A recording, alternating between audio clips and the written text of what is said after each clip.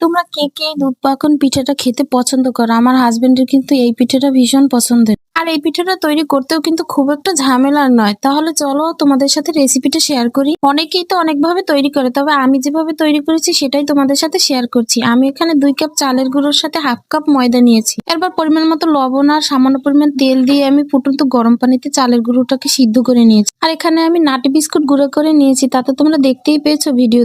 এই পিঠার মধ্যে কিন্তু নাটি বিস্কুটের ফ্লেভারটা খুবই ভালো লাগে, কারণ বাদামের একটা ফ্লেভার আসে। পিঠার এই ডোটা কিন্তু একটু গরম গরম অবস্থাতেই মেখে নিতে হবে। আর আমি এখানে বিস্কুটের গুঁড়োও দিয়ে দিয়েছি। সামান্য পরিমাণ চিনি আর 2টা ডিম আমি এখানে অ্যাড করেছি। পিঠার এই ডোটা কিন্তু ডিম দিয়ে মাখার সময় একটু স্টিকি মনে হতে পারে, তবে একটু মাখানোর পরেই দেখবে যে এরকম পারফেক্ট একটা ডো হয়ে গেছে। তবে যদি পারফেক্ট তোমাদেরটা না হয় তাহলে সামান্য পরিমাণ তেল এখানে অ্যাড করতে পারো। এরপরে ডোটা দিয়ে আমি আমার মনের মতো করে অনেক ধরনের পিঠা তৈরি করে ফেলেছি, আর এখন এই তেলে ভেজে নিচ্ছি। এখানে পিঠার কোনো খুব বেশি গর্জিয়াস ডিজাইন করিনি, খুব সহজে যা করা যায় তাই সিম্পলের মধ্যে করার চেষ্টা করেছি। পিঠার ডিজাইন গুলো আমি কিভাবে তৈরি করেছি যদি তোমরা সেই ভিডিও চাও তাহলে আমাকে কমেন্ট করে জানাতে পারো। আমি এখানে পিঠাগুলোকে মিডিয়াম আছে খুব সুন্দরভাবে এপিট করে ভেজে নিচ্ছি। আর এই তেলে ভাজা পিঠাটা খেতে কিন্তু ভীষণ ভালো লাগে। চাইলে তোমরা এই অবস্থাতে পিঠাটা অনেকদিন সংরক্ষণ করে রেখে দিতে পারো এয়ারটাইট কন্টেনারে ভরে। তবে আমি যেহেতু আজকে এই পিঠাটা দুধের শিরায় ভিজাবো, তাই এখানে দুধ নিয়ে নিয়েছি আর নিয়েছি এলাচ দারচিনি। এই পিঠাতে কিন্তু এলাচের ফ্লেভারটা খুবই ভালো লাগে। এরপর আমি এখানে লবণ আর চিনি দিয়ে দিয়েছি।